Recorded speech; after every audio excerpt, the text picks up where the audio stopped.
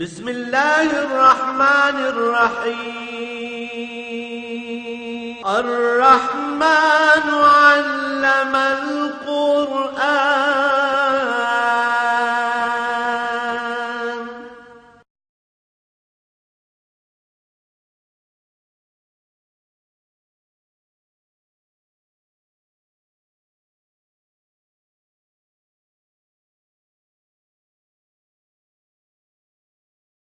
الحمد لله رب العالمين والصلاة والسلام على حبيبه محمد وآله وصحبه أجمعين. أعوذ بالله من الشيطان الرجيم. بسم الله الرحمن الرحيم. قل إني نهيت أن أعبد الذين تدعون من دون الله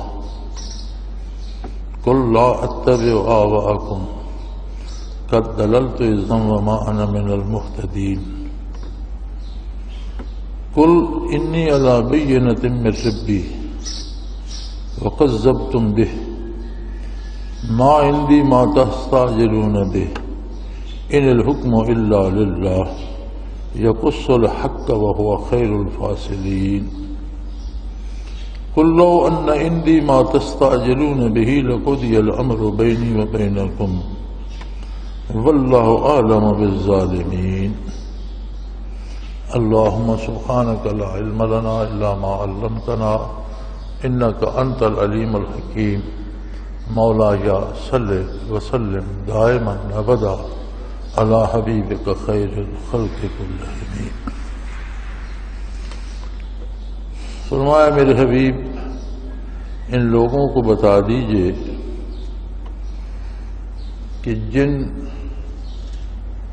چیزوں یا جن ہستیوں کی تم پوجا کرتے ہو اللہ کے علاوہ مجھے میرے پروردگار نے اس سے روک دیا ہے. اور انہیں یہ بھی فرما دیجئے کہ میں تمہاری خواہشات کی پیروی نہیں کر سکتا. اگر میں بھی ایسا کروں تو یہ گمراہی ہوگی. اور ساتھ یہ بھی فرما دیجئے کہ میں اپنے پروردگار کی طرف سے واضح روشن راستے پر ہوں اور تم اس راستے کا اس کی حقانیت کا انکار کر رہے ہو اور کہتے ہو کہ جب ہم آپ کی بات نہیں مانتے اور آپ کہتے ہیں کہ بت پرستی پر، شرک پر، کفر پر عذاب ہوگا تو پھر وہ عذاب لائیے. تو عذاب دینا یہ میرا منصب نہیں ہے. ثواب و عذاب دینا یہ اللہ کا کام ہے. یہ میرے ہاتھ میں نہیں ہے کہ کسی پر عذاب بھیج دوں. یہ میرا منصب نہیں ہے اور میں نے یہ دعویٰ بھی نہیں کیا. حکم ان الحکم الا للہ. حکم صرف اللہ کا چلتا ہے. وہ کسی کو عذاب دے، نجات دے، بخشے نہ بخشے، اس کا اپنا فیصلہ ہے. یقص الحق وهو خیر الفاصلین. وہ حق کو واضح فرماتا ہے اور یہ اسی کی شان کے سزاوار ہے کہ وہ فیصلے کرتا ہے اور وہ بہترین فیصلے کرنے والا ہے. اگر یہ میرے ہاتھ میں ہوتا تو تمہیں جس قدر جلدی پڑی ہوئی ہے اب تک فیصلہ ہو چکا ہوتا.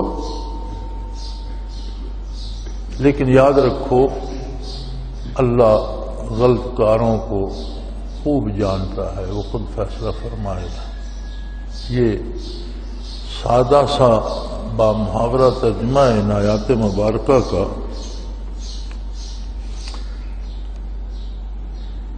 انسان اللہ کی ایک عظیم مخلوق ہے. بہت بڑا شاہکار ہے اس کی صنعت کا. اس نے بے شمار مخلوق بنائی ہے لیکن ان سب میں انسان ایک بے مثال مخلوق ہے. اور بڑی عجیب بات ہے، ہم کو روئے زمین پہ جتنی مخلوق نظر آتی ہے وہ ساری ایک اس انسان کی خادم ہے، اگرچہ یہ بھی مخلوق ہے لیکن ساری اس کے کام آتی ہے۔ وَخَلَقَ لَكُم مَّا فِي الْأَرْضِ جَمِيعًا، روئے زمین پر جو کچھ ہے وہ تمہاری خاطر پیدا کیا گیا ہے، تمہارے کام آتی ہے، تمہاری خدمت کرتی ہے۔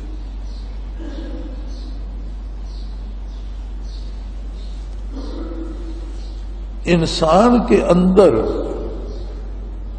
تخلیقی طور پر اللہ کریم نے ایک شعور و آگہی رکھتی ہے ہر بندے کے اندر، وہ پڑھا لکھا ہے یا ان پڑھ ہے، اس کے اندر ایک بات ہے کہ کوئی ایسی غیبی طاقت ہونی چاہیے جو میرا تحفظ کرے، جو میری مشکلات دور کرے، جو میری ضرورتیں پوری کرے۔ یہ طلب ہر انسان کے اندر ہے۔ اب جب لوگ گمراہ ہوئے اور ان کی فکر بارگاہ الہی تک نہ پہنچی تو انہوں نے مختلف ظاہری دنیاوی طاقتوں کو ایک غیبی قوت تصور کر کے اپنی ضرورتوں کے پورا کرنے والا بنا لیا۔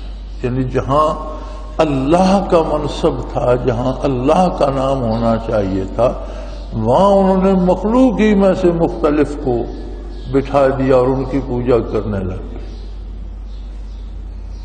اور ایک بڑی عجیب بات ہے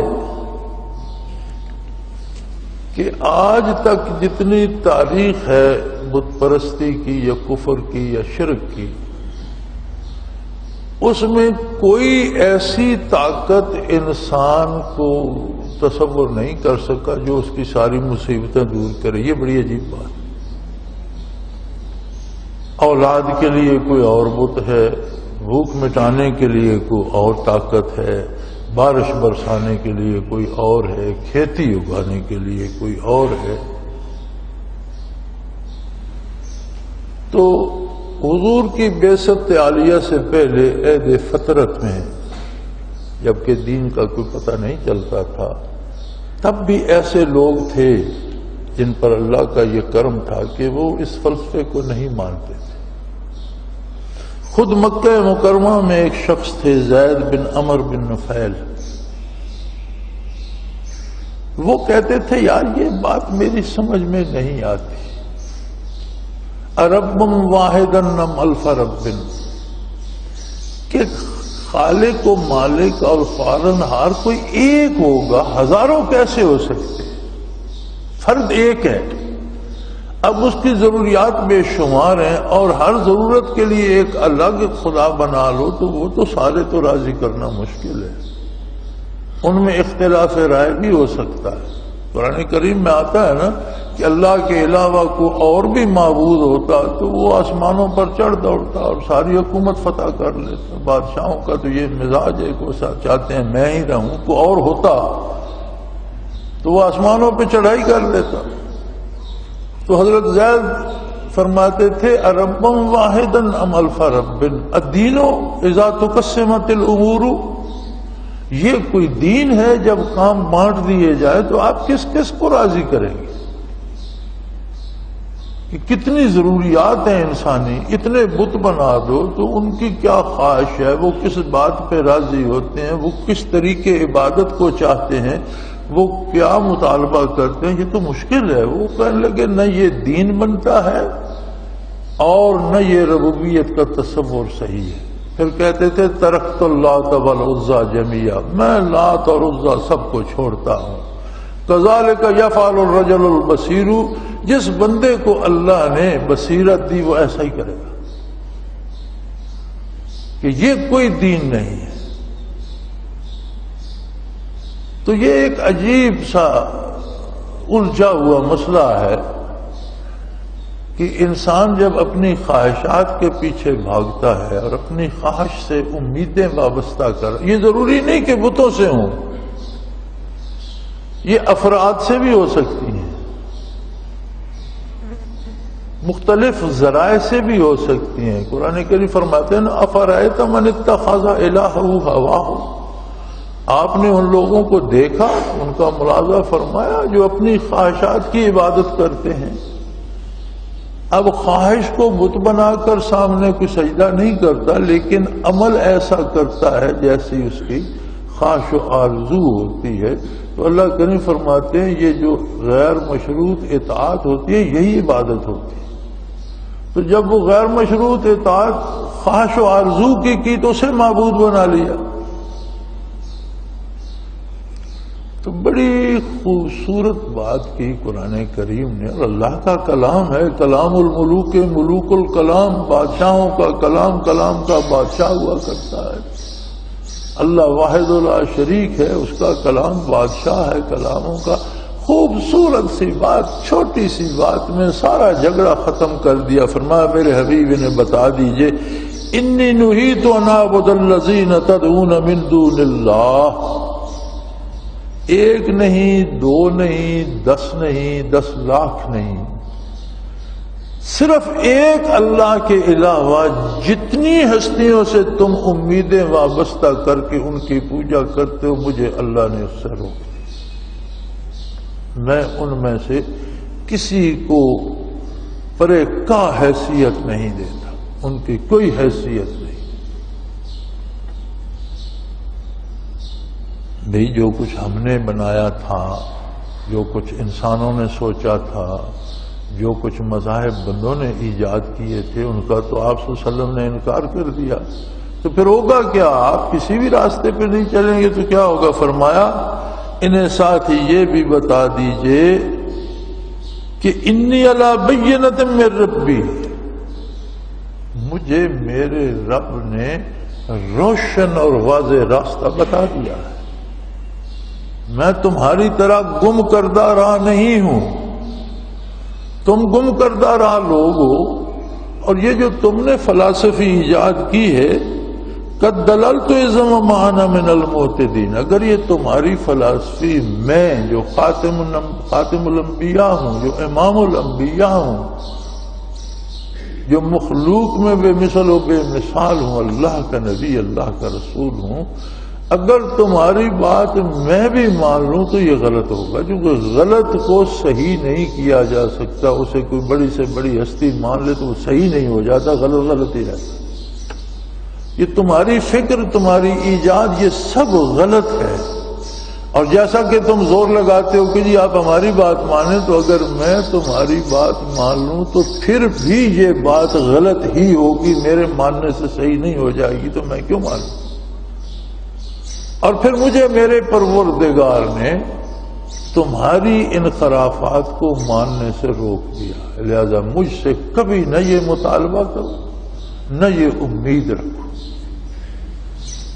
اب سوال رہا یہ کہ دنیا کے بے شمار مذاہب ہیں، لوگوں کے بے شمار نظریات ہیں، لوگوں کے بے شمار رویے ہیں، طریقے عبادت ہیں، ان سب کو آپ نے رد فرما دیے، تو آپ کیا کریں گے؟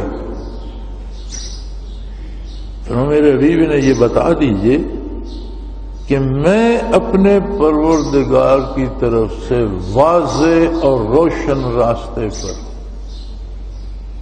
ایسا راستہ جس میں کوئی غلط فہمی نہیں ہے، جس کے لیے دلائل و براہین موجود ہیں، اور جس کی صداقت میں کوئی شبہ کرنے کی گنجائش نہیں ہے۔ تمہاری بدقسمتی یہ ہے، تم الجھے ہوئے اس لیے ہو، وَقَذَّبْتُمْ بِهِ، تم اس کا انکار کرتے۔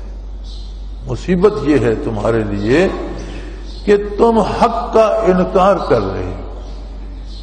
اب جب حق کا کوئی انکار کرے گا تو ناحق کی کوئی حد نہیں ہے، کوئی ناحق کا کوئی ایک رویہ نہیں ہوتا، ناحق کو کبھی کسی ایک بات پہ اتفاق نہیں ہوتا، لہذا تمہاری عبادات بھی منتشر ہیں، تمہارے معبود بھی مختلف ہیں، تمہاری سوچ اور فکر میں بھی انتشار ہے، اور تمہارے معاشرہ انتشار کا شکار ہے۔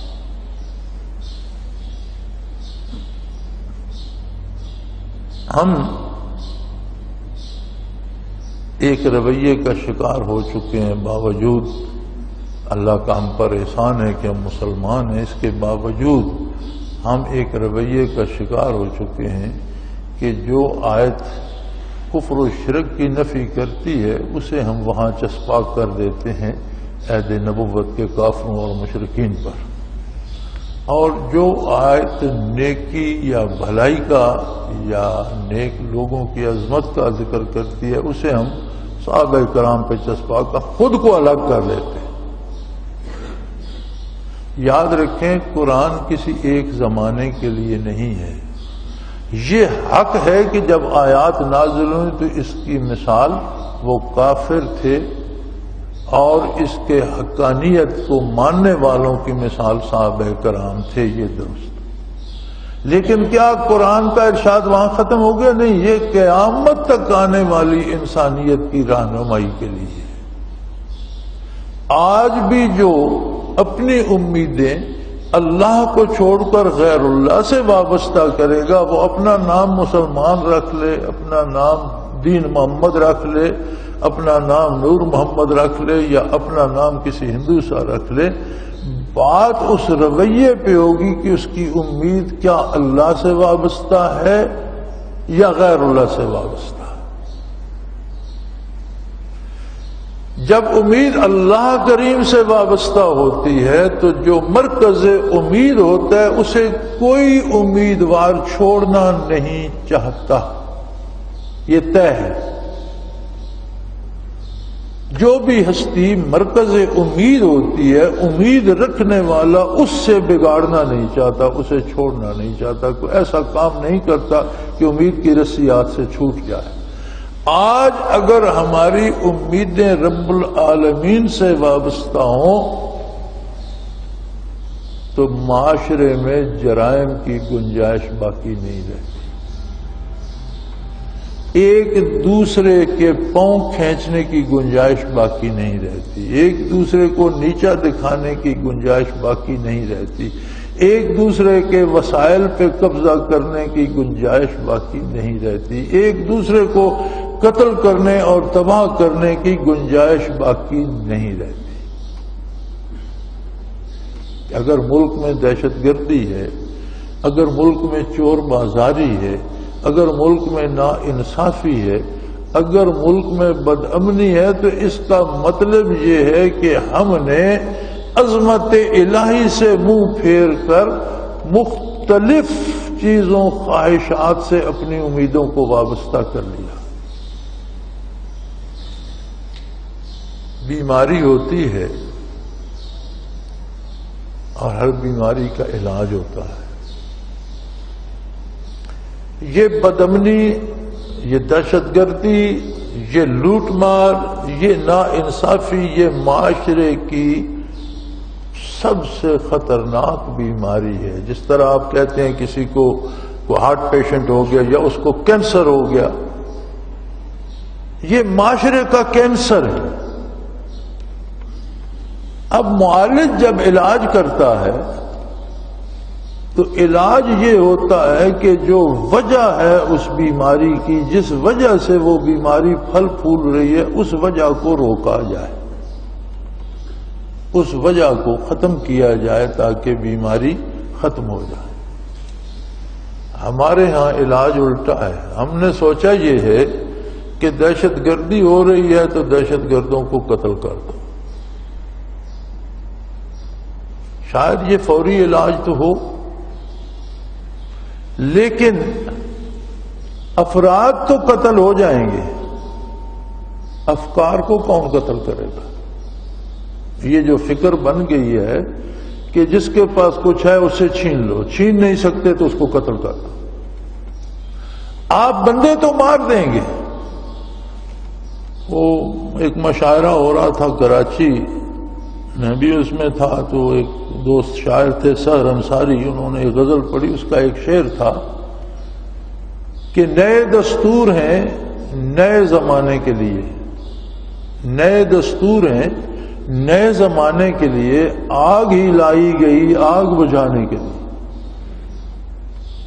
یعنی جو لوگ قتل و غارت گری کر رہے ہیں انہیں قتل کر دو۔ بھی جو کر رہے ہیں اس کے پیچھے کوئی فکر ہے، کوئی ان کی ایسی تربیت ہے، کوئی ان کی ایسی سوچ ہے کہ ہمیں تو ملتا نہیں، جن کے پاس ہے انہیں قتل کر دو۔ آپ افراد تو قتل کریں گے، اس فکر کو کون قتل کرے گا؟ سبب تو یہ فکر ہے نا دہشت گردی کا. تو اس سوچ کو، اس فکر کو آپ قتل کر سکتے ہیں تعلیمات قرآن کو بڑھا کر، محمد الرسول اللہ کے ارشادات کو بڑھا کر، اللہ کی تعلیمات کو بڑھا کر. آپ اپنے نصاب میں، اپنی درسی کتابوں میں، اپنے افکار میں، اپنی تقریروں میں، اپنی تحریروں میں زیادہ سے زیادہ دینی باتوں کو پھیلائیں، بچوں کو پڑھائیں. ایک وقت آئے کہ آنے والی نسل دہشت گردی کے خلاف امن کی امین بن جائے. لیکن یہاں تو جناب کام ہی الٹا ہے کہ جس نے مارا ہے اسے مار دو، جو نہیں پکڑا تھا اسے چھوڑ دو، وہ پھر کسی کو مارے گا پکڑا جائے گا. کمال. تو قرآن کریم ہر عہد کے انسان کو مخاطب کرتا ہے. آج وہ ہم سے بات کر رہا ہے. آج نبی کریم صلی اللہ علیہ وآلہ وسلم کے مخاطب ہم بھی ہیں اور سارے اہل جہان بھی ہیں. آج جو آیہ کریمہ میں آپ کے سامنے پڑھ رہا ہوں، آج اس کے مخاطب مشرکین مکہ یا عرب نہیں ہے. اس وقت مخاطب وہ تھے، آج ہم ہیں. قرآن میں دوام ہے، ہمیشہ کے لیے ہے. آج ہم سے بات کر رہے ہیں محمد الرسول اللہ صلی اللہ علیہ وسلم، اور بحکم الہی ہمیں بتا رہے ہیں کہ لوگو، تم نے جو خواہشات کی پوجا شروع کر دی ہے، میں اس میں تمہارا ساتھ نہیں دوں گا. مجھے اللہ نے اس سے روک دیا. اس میں تم تنہا ہو، میں تمہارے ساتھ نہیں ہوں. اور اگر ان تمہاری غلط حرکات کی میں بھی تائید کروں تو کسی بڑے سے بڑی ہستی کے تائید کرنے سے غلط کام درست نہیں ہو جاتا، وہ غلط ہی رہتا. کوئی بڑی ہستی اس کی تائید کرے گی تو وہ بھی غلطی کر رہی ہوگی. اب رہی بات کہ یہ نہیں کرنا تو کیا کرنا ہے، فرمایا آؤ میری بارگاہ میں، آؤ میرے پاس آؤ. قل انی علی بینۃ من ربی، میرے پروردگار نے مجھے روشن، واضح، خوبصورت راستہ زندگی کا، ایمان کا، عقیدے کا اور عمل کا بتا دیا. میں اس کا امین ہوں. مجھ سے پوچھو، مجھ سے سیکھو، میرا اتباع کرو. قل انی علی بینۃ من ربی، میں اپنے پروردگار کی طرف سے واضح، روشن، مدلل راستے پر ہوں. تمہاری مصیبت یہ ہے وَكَذَّبْتُمْ بِهِ، تم نے اس کا انکار کر دیا. جب حق کو نہیں مانو، ایک دفعہ نبی کریم صلی اللہ تعالی علیہ وآلہ وسلم نے زمین پر ایک سیدھی لکیر بنائی، بالکل سیدھی. فرمایا یہ اسلام ہے، یہ حق کا راستہ، اور یہ بالکل سیدھا ہے. پھر بہت سے خطوط اس کے ساتھ اس طرح دونوں طرف نکالے. فرمایا یہ بے شمار راستے سارے گمراہی کے. تو جب راستہ ایک ہوگا تو راہ رو سارے ایک جگہ جمع نہیں ہو جائیں. جب راستہ ایک ہوگا تو منزل ایک ہوگی. جب منزل ایک ہوگی تو چلنے والے کوشش کریں گے میں بھی منزل پر پہنچوں، یہ میرے ساتھ چلنے والے کمزور پیچھے نہ رہ جائیں، ان کی بھی مدد کروں. ان کی بھی مدد کرے گا، کسی کا ہاتھ پکڑے گا، کسی کو پانی پلائے گا. تو ایک بھائی چارہ، ایک رشتہ داری، ایک تعلق، ایک محبت پیدا ہو جائے گی.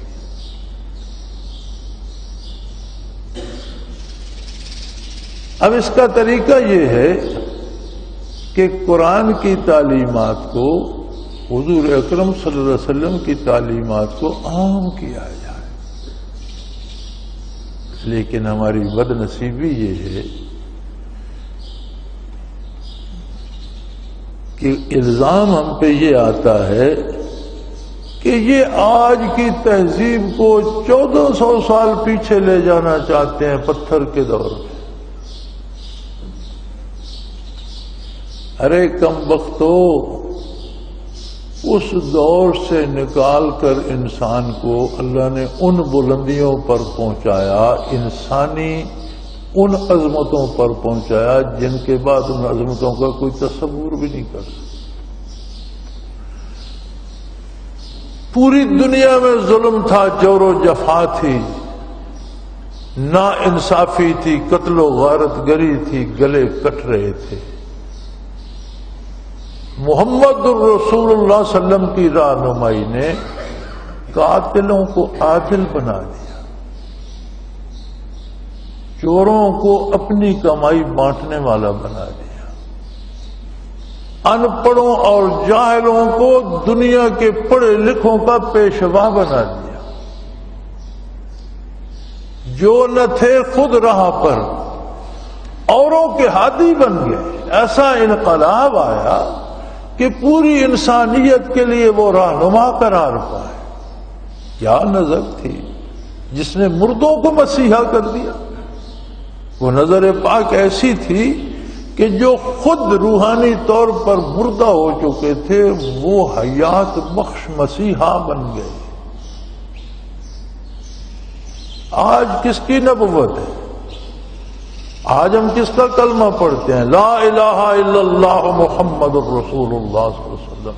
وہی کلمہ ہے جب حضور اس دار دنیا میں تشریف فرما تھے تو پڑھا جاتا تھا، جب حضور دنیا سے پردہ فرما گئے تو پڑھا جاتا تھا۔ وہی کلمہ جو آج 15ویں صدی میں بھی پڑھا جاتا ہے کہ حضرت محمد صلی اللہ علیہ وآلہ وسلم اللہ کے رسول ہیں۔ آج جو ہم کلمہ پڑھتے ہیں یہی ہے نا کہ حضرت محمد صلی اللہ علیہ وسلم اللہ کے رسول ہیں۔ یہ تو نہیں پڑھتے کہ اللہ کے رسول تھے اور چلے گئے، یہ تو نہیں پڑھتا کوئی۔ تو اگر آج حضور ہی رسول ہیں تو کس کی بات مانی جائے؟ خواہش نفس کی، حکومت وقت کی، ملا کی، قاضی کی، یا محمد الرسول اللہ؟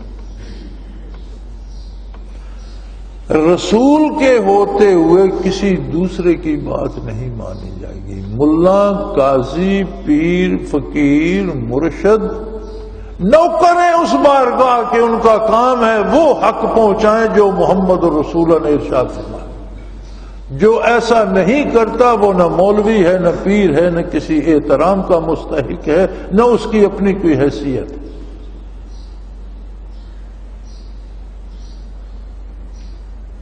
لیکن اس کا کیا کیا جائے کہ ملک کافروں نے چھین لیا، غیر ملکیوں نے چھین لیا، پورے برے صغیر پر 150 سال وہ قابض رہے، 100 سال انہوں نے جم کر بنگالہ سے لے کر سرحد تک پورے برے صغیر پر کشمیر اور دکن سمیت حکومت کی، اور بڑی کوشش کی انہوں نے مسلمانوں کو راہ راست سے ہٹانے کی۔ نصاب دینی مدارس بند کر دیے، دینی نصاب جو تھا وہ کتابوں سے نکالا۔ اس سب کے باوجود اتنا کچھ باقی رہ گیا تھا کہ مسلمان بچہ کچھ نہ کچھ سوجھ بوجھ اسلام کی اسے آ جاتی تھی۔ آج جو حکومت خود کو مسلمان کہلاتی ہے اس نے وہ رئیس ہی کسر بھی نکال دی اور نصاب سے وہ چیزیں نکال دی۔ کافر کا شکوہ تو کریں، جو خود کو مسلمان کہتے ہیں مر جائے تو شہید ہو جاتے ہیں، ان ظالموں کا شکایت کس سے کریں؟ انہوں نے تو آخرت بھی قبضہ کر رکھا ہے کہ یہاں بھی ہم ہی عیش کریں گے، وہاں بھی ہم ہی عیش کریں گے۔ یہ نیا تصور دے دیا ہے نا۔ اتنا نیا یہ بھی نہیں، یہ رؤسائے مکہ بھی کہتے تھے کہ یہ بھوکے پیاسے چند بھک منگے مسلمان ہو گئے ہیں، یہ اتنے صحیح ہوتے تو اللہ ان کو دولت دیتا، دولت ہمیں دی ہوئی ہے، اگر کوئی آخرت ہے تو وہاں بھی ہم ہی عیش کریں گے۔ وہی عقیدہ آج کے با اقتدار اور اقتدار پہ قابض لوگوں میں لوٹ ہے، اور یہ سمجھتے ہیں کہ یہ دنیا بھی ہماری ہے اور مر کے بھی ہم ہی شہید ہوں گے، اور ہمیں جو راستہ جاتے قتل ہو جائے ان کا وہ بھی شہید، جو گھر میں آپس میں لڑ پڑے کو مارا جائے وہ بھی شہید، آخرت بھی یہی لے گئے، دنیا بھی یہی لے گئے۔ اتنا اندھیر اللہ کی بارگاہ میں نہیں ہے۔ سو فرمایا بڑی سیدھی سی بات ہے کہ کسی خاندان کی بات نہیں کی، کسی قوم اور نسل کی بات نہیں کی، کسی رنگ کی بات نہیں کی، کسی زبان کی بات نہیں کی، بات انسان کی ہے۔ اور فرمایا میں محمد الرسول اللہ علی بینۃ من ربی،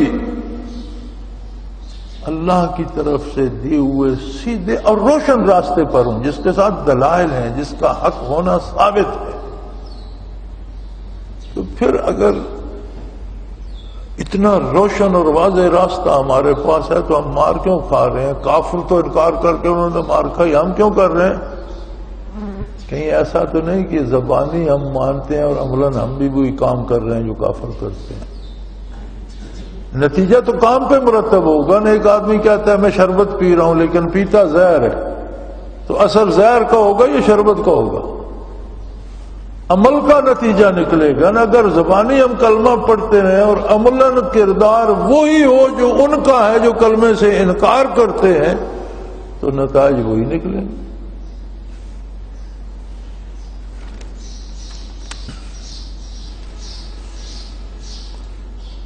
فرمایا یہاں تک تو میری ذمہ داری تھی کہ ان غلطیوں، ان گمراہیوں، ان غلط رویوں سے روک کر تمہیں صحیح راہ ہدایت تمہارے سامنے رکھو۔ اب تم نے شرط یہ عائد کر دی کہ اللہ کے رسول ہم آپ کی بات نہیں مانتے، اور آپ جو کہتے ہیں جو آپ کو نہیں مانیں گا اس پر عذاب ہوگا، وہ عذاب لے آئیں۔ فرمایا ما عندی ما تستعجلون بہ، تم جس عذاب کی جلدی کر رہے ہو وہ عذاب لانا میرا کام نہیں ہے، فیصلے میں نے نہیں کرنے، وہ فیصلے وہ خود کرے گا، اور اس نے تمہیں مہلت دی ہے، فرصت دی ہے، تمہارے پاس وقت ہے، تو اسے اللہ کو چڑھا چڑھا کر ضائع نہ کرو۔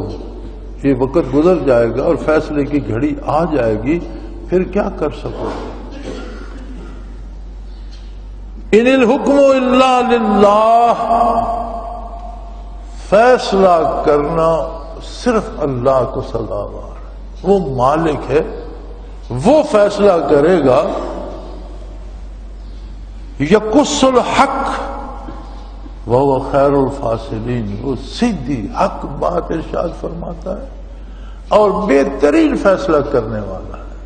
فیصلہ کا وقت آئے گا تو فیصلہ ہو جائے گا۔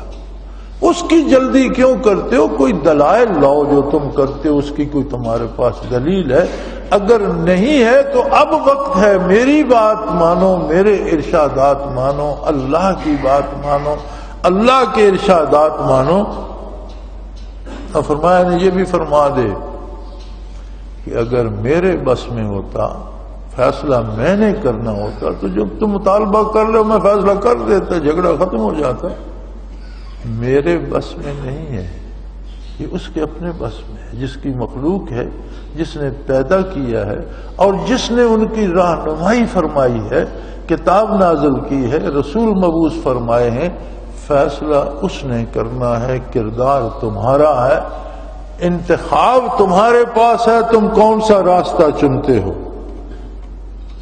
لیکن میں تمہیں یہ بات بتا دوں، واللہ اعلم بالظالمین، کوئی شخص اور اس کی کوئی حرکت اس ذات پاک سے چھپی ہوئی نہیں ہے، نہ بچی ہوئی ہے۔ وہ ہر ایک کی ہر سوچ، ہر فکر، ہر عمل کو دیکھ رہا ہے، جان رہا ہے، لہذا اس کے مطابق اور اپنی مرضی سے وہ فیصلہ فرمائے گا۔ تم یہ بھول جاؤ کہ تم کر رہے ہو، برائی کر رہے ہو تو تمہارا بگڑا کچھ نہیں، تم بھول رہے ہو تمہارا بہت کچھ بگڑ رہا ہے، تمہارے بوجھ بڑھ رہے ہیں۔ علماء فرماتے ہیں نا کہ کشتی میں اگر کوئی ایک کنکر ڈال دیتے تو کہتا کشتی تو کچھ نہیں بگڑا، وہ اور کنکر ڈال دیتا ہے ڈال کے، یا کچھ بھی نہیں بگڑا۔ اگر ڈالتا رہے گا تو ایک دن وہ سارے کنکر بھی اتنے جمع ہو جائیں گے کہ کشتی ڈوب جائے گی۔ یہی حال گناہ کا ہوتا ہے۔ جی میں نے گناہ کیا، میرا کیا بگاڑ لیا کسی نے؟ تم کرتے رہو گے تو ایک دن سب کچھ بگڑ بھی جائے گا، اور جب بگڑے گا پھر تمہارے بس میں کچھ نہیں ہوگا۔ لہذا بر وقت فیصلہ کرو، سوچ سمجھ کر فیصلہ کرو۔ اسلام کوئی ایسا دین نہیں ہے کہ کوئی ایسی فلسفی ہے جو سمجھ میں آنے والی نہیں۔ اسلام بالکل سیدھا راستہ ہے جس پہ اللہ کریم نے دلائل دیے ہیں، اللہ کے حبیب صلی اللہ علیہ وسلم نے دلائل دیے ہیں، روشن اور واضح راستہ ہے۔ اختیار کرنا تمہارے بس میں ہے، لیکن جب فیصلے کا وقت آ جائے گا پھر فیصلہ ہوگا، پھر تمہیں اختیار کرنے کا موقع نہیں ملے گا۔ یہاں ایک بڑا مزیدار سا سوال ہے جو آج ہمارے اکثریت کے ذہنوں میں ہے کہ بھئی کافر تو موج کر رہے ہیں، دنیا کفر تو عیش کر رہی ہے، اور برف گرتی ہے تو بیچارے مسلمانوں پر۔ آپ سے کس نے کہا کہ کفر عیش کر رہی ہے؟ دنیا کفر کے اتنے مسائل ہیں اور اتنے مسائل میں پھنسی ہوئی ہے کہ انہیں اب کوئی حل نظر نہیں آتا۔ یورپ ہو، امریکہ ہو، سکنڈینیویا ہو، فار ایسٹ ہو، اتنے مسائل میں الجھے ہوئے، ہاں موج بھی کر رہے ہیں کہاں کہاں۔ یاد رکھیں جب طلوع اسلام کا لمحہ تھا اور نبی کریم صلی اللہ علیہ وسلم مبعوث ہوئے تو یہ جو مغربی اقوام ہیں انہیں دا وائلڈ ویسٹ کہتے تھے، وحشی مغرب، یعنی مورخ ان کے نام کے ساتھ 2 دفعہ وائلڈ لکھتا ہے۔ اور یورپین جو ہیں ان کو تاریخ دا کیو مین لکھتی ہے، غاروں میں رہنے والے لوگ، انہیں کوٹھا کمرہ بنانا نہیں آتا۔ اور پیرس کی گلیوں میں گھٹنوں کیچڑ ہوتا تھا جب بغداد میں پختہ سڑکیں تھیں تب تک۔ امیر بغداد نے فرانس کے حکمران کو گھڑی بھیجی تھی تو وہاں سے پھر وفد آیا تھا کہ اسے استعمال کرنے کا طریقہ بتائیے۔ یہ تو درندے تھے، یہ موج کہاں کر رہے ہیں؟ جب اسلام روئے زمین پہ پھیلا تو انہوں نے نبوت پر تو ایمان نہیں لائے، وہ عقائد کو تو نہیں مانا، لیکن انہوں نے تحقیق کی کہ ان مسلمانوں کے رویوں میں کیا تبدیلی ہے کہ جہاں یہ جاتے ہیں، جس ملک کو فتح کرتے ہیں، وہ بھی مسلمان ہونا شروع ہو جاتا ہے۔ اسے تو چاہیے ان کے ساتھ دشمنی کرے، وہ ان کا بھائی بن جاتا ہے۔ وہاں سے انہوں نے وہ رویے چنے کہ یہ بات سچی کرتے ہیں، یہ تجارت میں بددیانتی نہیں کرتے، یہ لین دین کے کھرے ہیں۔ وہ چیزیں انہوں نے اپنانے کی کوشش کی اسلامی فتوحات کے بعد۔ یہ تاریخ میں ساری چیزیں بالکل ظاہر سامنے ہیں۔ اب ایک اصول ہے فطرت کا، ہر کام کے 2 نتیجے ہوتے ہیں، ایک فوری جو دنیا میں ہوتا ہے اور ایک جو آخرت میں آئے گا۔ دنیا میں جو نتیجہ ظاہر ہوتا ہے اس کے لیے کفر اسلام شرط نہیں، ٹھنڈا پانی کافر کو بھی پلائیں اسے بھی اچھا لگے گا، مومن کو بھی پلائیں اسے بھی اچھا لگے گا، اچھی غذا کافر کو بھی دیں وہ بھی صحت مند ہوگا، مومن کو بھی دیں وہ بھی۔ جب آخرت میں جائیں گے تو مومن کو اجر ملے گا کہ اس نے پانی بھی پیا اور الحمدللہ بھی کہا، کافر نے پانی تو پی لیا اللہ کا شکر ادا نہیں کیا۔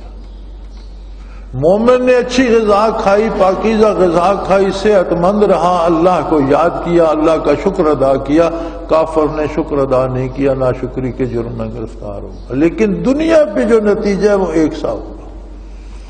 اب اگر کافر کاروبار میں دیانتداری کرے گا تو اس کے پاس دولت آئے گی، کافر کی عدالتیں رشوت نہیں لیں گی اور اپنی سمجھ کے مطابق انصاف کریں گی تو اس کے ملک میں امن آئے گا۔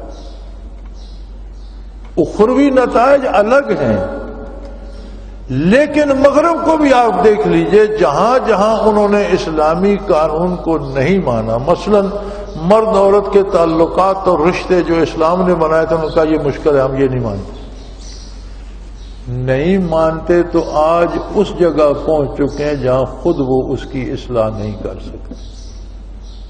آج وہ خود اس بات کو مانتے ہیں کہ اب ہم اپنی خاتون کو خاتون خانہ نہیں بنا سکتے، ہم واپس نہیں لا سکتے، باپ بیٹی کو کچھ نہیں کہہ سکتا، بھائی بہن کو نہیں روک سکتا، کوئی معاشرے میں عزت آبرو روک ٹوک کچھ بھی نہیں۔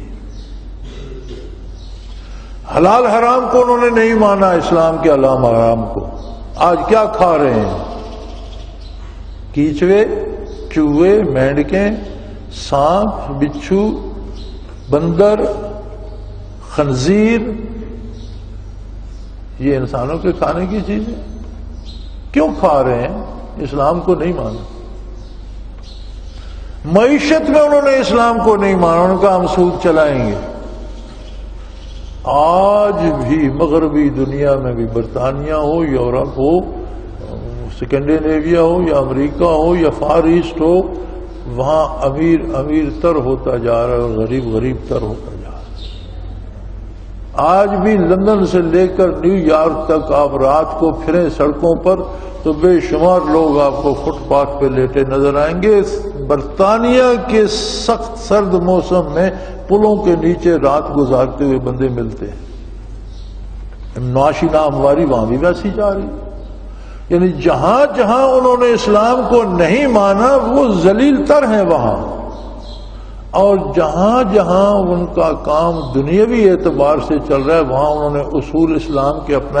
اب تجارتی اصول کو ایک ہی دیکھ لیجئے کہ برطانیہ میں ایک چیز آپ نے خریدی، چیزیں ڈسپلے پہ پڑی ہوتی ہیں، دکھانے کے لیے پڑی ہوتی ہیں، یہ کوٹ ہے، یہ ٹائی ہے، یہ بوٹ ہے، یہ وہ ہے، آپ نے ایک پسند کیا، وہ پیک آپ کو لا کے دے دے، آپ گھر پہنچ گئے، کھولا تو اس میں کوئی سلائی ادھری ہوئی تھی یا کوئی نقش تھا، آپ نے فون کیا، ابھی میں نے آپ کی دکان سے فلاں چیز خریدی تھی، یہ رسید نمبر ہے، اس میں یہ نقش ہے۔ ان کا بندہ آئے گا، ان کی گاڑی آئے گی، دوسری چیز ٹھیک ٹھاک دے جائیں گے، اپنی غلط چیز واپس لے جائیں گے۔ ہمارا کاروباری اصول کیا ہے؟ دکاندار رسید کاٹ کے دیتا ہے، پیچھے لکھا ہوا ہوتا ہے خریدی ہوئی چیز واپس نہ ہوگی، وہ ٹھیک ہے یا غلط ہے، جاؤ۔ پھر فائدہ مالی کس کو ہوگا؟ ان کی عدالتیں تو بہت بڑی بات ہے۔ یہ جو پہلا وزیر اعظم تھا جسے انہوں نے ہٹا کے گولڈن براؤن کو بنایا، پتہ نہیں ٹونی بلیئر، تو برطانیہ میں ایک قانون ہے کہ نابالغ بچہ اگر شراب پیے گا تو کئی دن تک اسے پولیس والے اپنی یہ اس میں حوالات میں قید کر سکتے ہیں کہ یہ 10 دن تک غالباً ہے، 2 دن قید رہے گا، 3 دن قید رہے گا۔ ٹونی بلیئر وزیر اعظم تھا، اس کے بیٹے نے شراب پی ہوئی تھی، سڑک پر پولیس نے پکڑ لیا، وہ نابالغ تھا، انہوں نے تھانے کی حوالات میں بند کر دیا، 3 دن بند رہے گا۔ وزیر اعظم نے بھی چوتھے دن جا کے بچہ نکلوایا، 3 دن قید پوری کرنے کے بعد۔ تو امن تو ہوگا۔ یہاں کیا ہے؟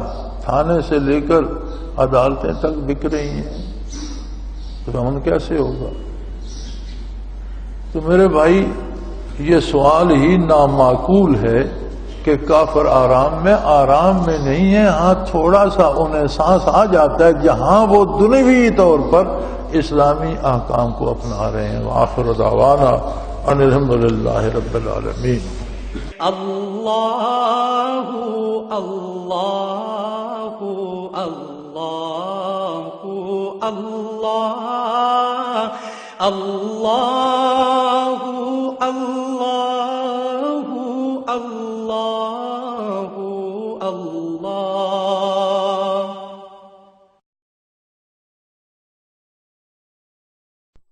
حضرت امیر محمد اکرم آبان مد ظلہ العالی دارالعرفان منارہ ضلع چکوال میں سالہ سال سے قرآن و حدیث کے اوپر خطابات کر رہے ہیں اور سلسلہ نقشبندیہ اویسیہ کے مطابق لوگوں کو ذکر الہی کی تربیت دے رہے ہیں۔ وہ قرآن پاک کی تفسیر ترتیب وار بیان کر رہے ہیں۔ تفسیر قرآن کو وہ موجودہ ملکی اور بین الاقوامی حالات کے مطابق بیان کرتے ہیں۔ موٹر وے سے کلر کہار کے انٹرچینج سے نکلتے ہوئے کلر کہار کی جھیل سے ہوتے ہوئے میانی، بوچھال اور نور پور سے گزرتے ہوئے دارالعرفان منارہ پہنچ سکتے ہیں۔ حضرت امیر محمد اکرم آوان نے بچیوں اور بچوں کی دینی اور دنیاوی تعلیم کے لیے سقارہ اکیڈمی کے نام سے ایک درسگاہ بھی قائم کی ہے، جس کا افتتاح ملک پاکستان کے صدر جنرل محمد ضیاء الحق نے اپنے دست مبارک سے کیا تھا۔ وہ تمام احباب جو اسلام کی طلب رکھتے ہیں ان سے گزارش ہے کہ دارالعرفان منارہ ضلع چکوال میں امیر محمد اکرم آوان صاحب کے خطابات سے مستفید ہوں۔ وہ ہر جمعے کو نماز سے پہلے بیان فرماتے ہیں۔ ہر ماہ کی پہلی اتوار کو ماہانہ اجتماع ہوتا ہے جس میں آپ خصوصی خطاب فرماتے ہیں اور پاکستان کے چاروں صوبوں سے احباب اس اجتماع میں شرکت کرتے ہیں۔ اس کے علاوہ یہاں سال میں 2 مرکزی اجتماعات بھی ہوتے ہیں، ایک رمضان المبارک میں اعتکاف کا اجتماع اور دوسرا جولائی اور اگست میں 40 دن کا اجتماع ہوتا ہے جس میں روحانی تربیت کی جاتی ہے۔ اپنا خون سیماب دے کر اتنا ہم کر جائیں گے، نام آقا کا چمن میں پھر رقم کر جائیں گے۔